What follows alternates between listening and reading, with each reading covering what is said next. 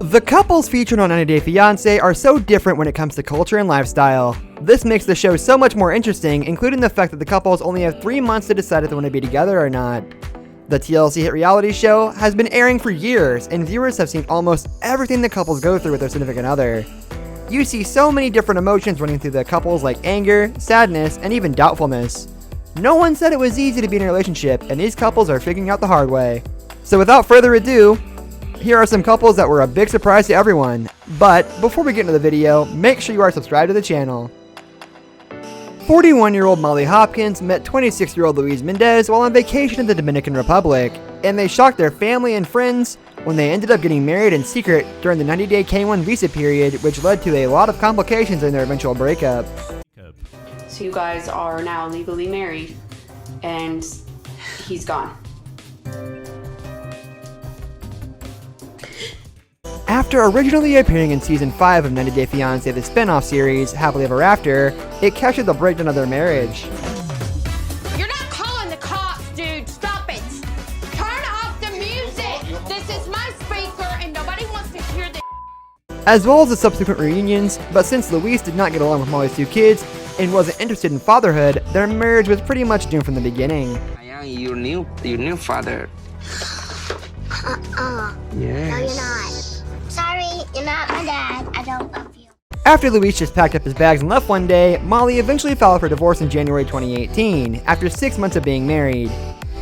Luis claimed that he was emotionally and physically abused by her during their marriage, but got remarried in September of 2018, which left Molly feeling betrayed. In a fairly recent interview with E! News, she stated that she was now working on losing weight, focusing on her kids, herself, and her business, and generally feeling great. However, she added that she felt like Luis just played her. She said he is remarried, which leads me to believe he totally scammed me to get here and my money, even though we were together for almost 2 years prior. Darcy and Jesse appeared in the first 2 seasons of the 90 Day Fiance spin-off before the 90 days, but unfortunately they never even made it to the 90 days. They weren't exactly popular with viewers because they didn't really bring out the best in each other, constantly fighting, even with Darcy's kids around. Jesse, I'm just so tired of your mind games. It's not funny anymore. Okay, then break up with me.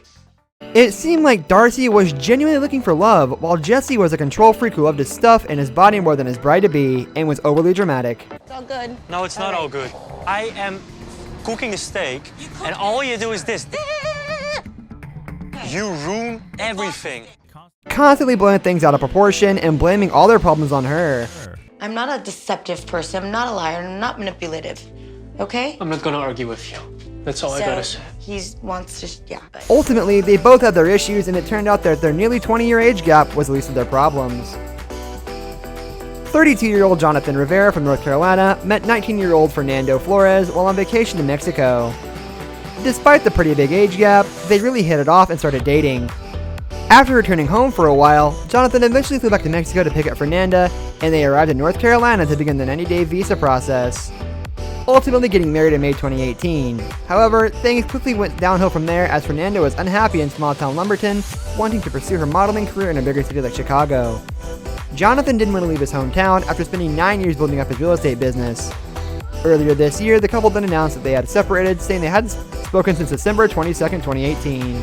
Another couple of months later in March 2019, Jonathan announced he had filed for divorce and canceled the affidavit of support for Fernanda, so asked to be freed of any financial responsibilities for his soon-to-be ex-wife.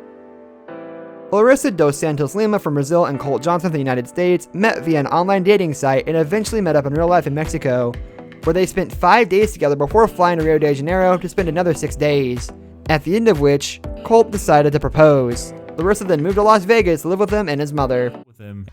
You look great. What is with flowers? No flowers, honey. I'm sorry. How was your flight? Their relationship was already off to a pretty bad start, with Larissa hating pretty much everything about her new home and not getting along with Colt's family.